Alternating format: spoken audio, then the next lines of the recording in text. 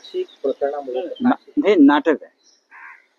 कुठला तर एक पक्ष हिंदीची मागणी करतो, मग त्या पक्षाच्या वतीनं कोणीतरी शिवाजी पार्कावर जाऊन नेत्यांशी चर्चा करतो आणि दुसऱ्या दिवशी म्हणजे कुठले कधी लिहिलं कधी एवढं मोठं एक मराठी हिंदी विषयी एवढं ट्विट येत आहे.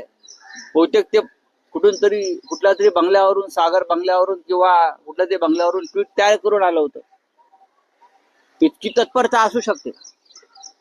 मराठीविषयी प्रेम आहे ना आम्हाला, पण दुसऱ्या भाषेचा मी द्वेष करणार नाही, पण लादू नका. विद्यार्थ्यांवरती हे ओझं लादू नका एवढं आमचं म्हणणं आहे. आणि महाराष्ट्राला, मुंबईला हिंदी शिकवण्याची किंवा लादण्याची गरजच नाही.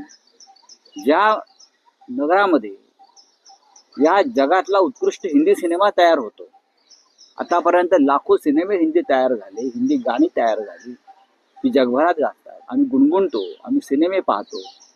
आम्हाला कशाला तुम्ही हिंदी शिकवताय? शिकवू नका आम्हाला, तुम्ही गुजरातला शिकवा. तर मनसेचं म्हणणं आहे की आम्ही हिंदी नाही हिंदू आहोत. हे ठीक आहे हो, ते कुठून तरी आलं स्क्रिप्ट वाचू नका. तुम्ही कधी हिंदू झालात? कधी मराठी असता, कधी हिंदू असता, कधी बिंदू असता, कधी सिंधू असता? काय ते ठरवा, काय ते ठरवा तुम्ही. हे सुधाकरासारखा एकच प्यालामधलं बोलू नका.